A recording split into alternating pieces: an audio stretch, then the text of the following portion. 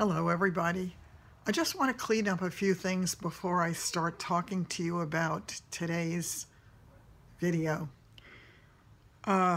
Yesterday when I was doing the live, was it Kay? Somebody had asked me about the eyeliner that I used yesterday, and I thought it was the really inexpensive one I had gotten from Shop Miss A, and this is it.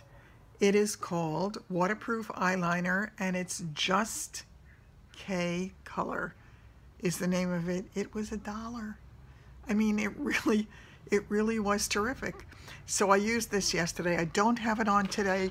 Today I am using the that palette that I had gotten, the Blizzard palette that I got, oh God, a year and a half ago, that has the spring and summer colors.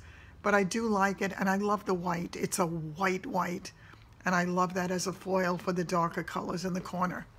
So I am using that. Yesterday I had also mentioned to you, it was absolutely hilarious to me that the guy who brought me my car said to me, "What are you wearing?" And he wanted to know the scent, and of course it is the Angel by Mugler. And I have been told by several of you who use it that people stop you all the time and tell you how wonderful it is. So this again is what it looks like, the bottle. The bottle can't stand on its own, to the best of my knowledge. And it's a beautiful bottle. I really didn't get it. I liked it, don't get me wrong, but it didn't carry me the way Alien did. So I wasn't quite sure about it until I got the reaction that I did. Now I'm going to wear it again today, and I'm supposed to have lunch with the girls today. I'm not feeling all that well, but if I can possibly make it, I want to go just to get myself out of the house for an hour or two and to see. I slept very, very poorly last night. I don't think I slept more than an hour at a time. So I'm going to give it a little spritz and a little spritz at the neckline, which I think Joan told me. I really hadn't been doing that for years, actually. So I'm not used to having it that close to my face. So again, that is Angel by Mugler, and it's certainly got a reaction, I have to say. So whatever it is that scent holds seems to appeal. I'll let you know if I have any more reaction to it. I also had mentioned to you that I had also gotten as a gift Decadence by Marc Jacobs. Now look at this. I mean, it's like a velvety box that it's in. It's wrapped incredibly well. You have to see the bottle on this one. I think I told you I'm not 100% sold on it yet as the fragrance for me. I'm not sure. I need more time, more exposure to it. But will you take a look at this thing? It's astounding to me. Look at this. Is that amazing? Okay. It's a beautiful bottle. It has this beautiful top to it. I mean, how clever to make it look like a handbag. And it's got this little tassel on it as well that I'm keeping covered at the moment. Don't ask me why, I have no clue. But that is Marc Jacobs Decadence.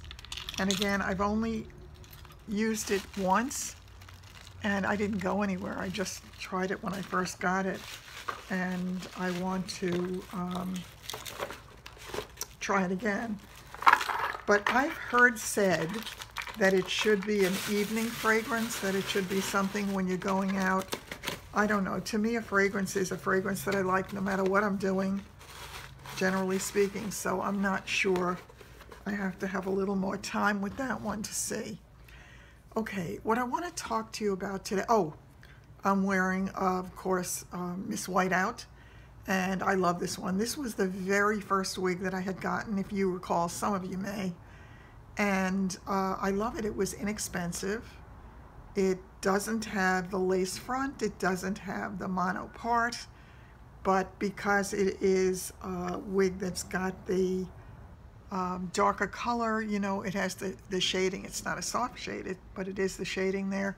So it looks like, it looks fine without having the part and without having the other. Although I absolutely prefer, as a general rule, anything with a lace front, and it has to have the mono part at the very least. Okay, I want to talk to you today about judgment because I've been thinking a lot about it.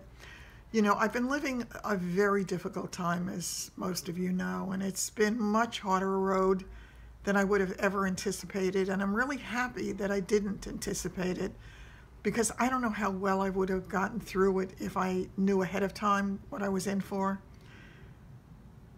I'm still in a lot of pain. A couple of days ago, I actually, I got the dogs back last Sunday, and I was very excited about it, and I was also very, very nervous about it because I knew there are so many things that I cannot do right now. They're little dogs. I need to bend down to put their food on the floor, to put their water on the floor, to pick it up later. Sheila had given me a wonderful idea for now of using plastic bowls, not the ones with PBA in them. These are bowls I had ordered on Amazon, and I'll put a link to that below as well because they've been a lifesaver. And what I do is I had gotten that hip kit before I left rehab, and it has a grabber, and I use the grabber when the bowl, I have to bend down to put the bowl down. But once they've eaten their food, I can use the grabber on the end of the bowl because it's light enough to take out and to pick it up and then put it in the sink and wash it right away. So that's good. Putting the water down, I don't have the original water bowls. They got lost somewhere in transit, and I've got to buy something again, but that means I have to get into a store and shop. Well, not necessarily. I suppose I could look on Amazon, but I've done very well in the past with that kind of thing at Home Goods, and I do have coupons for, or I forgot what it's called, the rewards for when I was doing my stagings. So I'm dealing with it in the best way that I can. The other day, the pain that I was feeling was intense. It was so bad, the leg was badly swollen. By the end of the day, I could not walk from my living room to my kitchen. And I got scared. I got really scared because for myself to be able to function, for myself to be able to get back to work, for myself to be able to take care of them, and Lord knows I want to. I have had them all since they were puppies. And I adore them, and they adore each other, and they're very bonded to each other. And they're the sweetest dogs in creation. I love their temperaments. I love everything about them. As I started to say, I am not so selfish a person as to risk the future and well-being of my dogs if I thought I could not take care of them long-term. And I may not be able to long-term if, God forbid, the disease comes back, or if, God forbid, something terrible happens. But that's true for any one of us. We don't know from day to day. As of now, they tell me that they got it all, that the prognosis looks good, but you never know. You never know with this disgusting disease what the future holds. I know I have my prayer warriors here, and for that I'm eternally grateful, and I know that you've had a huge impact on this outcome for me so far.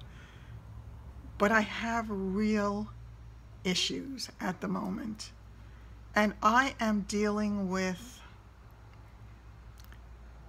myself and my issues, and I'm dealing with the dogs whom I adore. When I got them back from the wonderful woman who took incredible care of them for the last few months, she took them in August, and she had them until the end of October. So she had them for quite a while, and they were in loving hands, and they were well cared for, and I was so grateful for that. It really made a huge difference in my life. But she had a need for them to come back by the end of the month, and I still had the tail end of that infection going on, And any of you who have ever dealt with an infection like a MRSA infection or Enterobacter, and I had a combination of three, but the MRSA was the most serious, I think. In any case, I probably would not have been ready for them to come back quite yet. I thought a couple of weeks because I really wanted the wound to heal up, as did the nurses who were attending to it. But it didn't work out that way, and once again, I'm just grateful. Now, the reason I come to the word judgment and being judgmental, I think people are judgmental, not meaning to be often. I think sometimes they mean to be, but they're mean-spirited people. But I think the very best of people can be judgmental. I can be judgmental. You can be judgmental. We all are. As a matter of fact, several years ago, a very dear friend of mine and I decided that we were both being judgmental about silly little things, and we decided that we were not going to be that way. We decided that we were going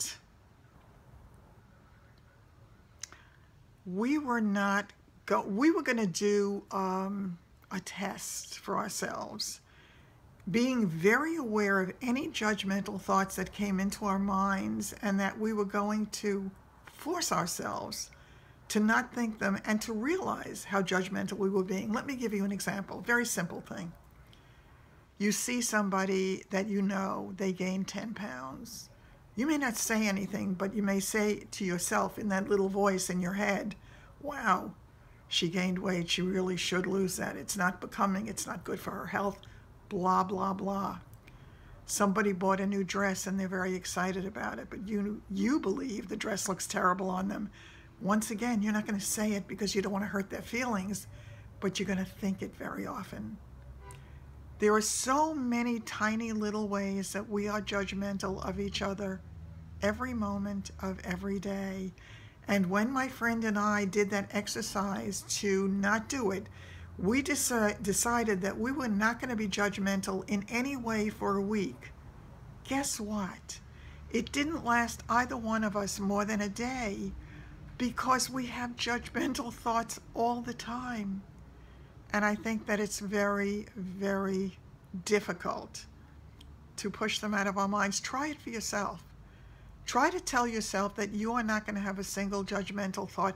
Kind of reminds me of an old Lucille Ball episode on the show that she had. I believe it was when she was still doing the I Love Lucy show.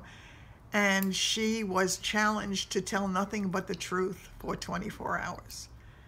And she was going to play cards with friends or something, and she hated the hat that the woman had. They were asking, how do you feel about this, or how do you feel about that? And she could not lie. She could not lie based upon the challenge that was posted to her, given to her. So it's very interesting to try to do that. And as I say, it sort of made me think of it because it's something that we just all do. Okay, there's not a whole heck of a lot more that I want to talk to you about today. I want to just make the most of the day. As I say, I had a terrible night last night. I'm not feeling well. I don't know what the heck is wrong with me, but whatever it is, there is something going on, and I tried to make an appointment with another doctor yesterday, the one I had really wanted to see, and the first appointment she could give me is February 6th.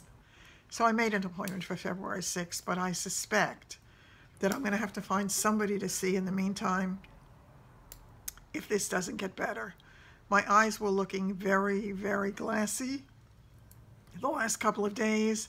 Maybe it's totally separate. Maybe it has nothing to do with my condition, but I worry whenever something happens, lest it be. So I'm going to pray that that gets better. The pain in my leg is very much there, but not with the same intensity that I had it 2 days ago, so I'm grateful for that. My pressure has been playing all kinds of crazy tricks on me, from going from low to crazy high, and I am using the medication that he has me on now because I used to take valsartan with hydrochlorothiazide, and that worked very well for me, except for the fact that it may cause cancer. So clearly that's not an option these days. He put me on losartan, very low dose to try, and I'm on that for now. He didn't do it with the hydrochlorothiazide. He gave it to me plain. I am on Bistolic at night, again, very low dose, 2.5. And during the day, if it gets bad, I can take amlodipine mesylate, 5 milligrams. So I'm trying to balance everything out in my world. It's not an easy balance, but I'm doing the very best I can. So just know that I am, and that I will see you very soon. And I love you all. Thanks again for being there. Take care.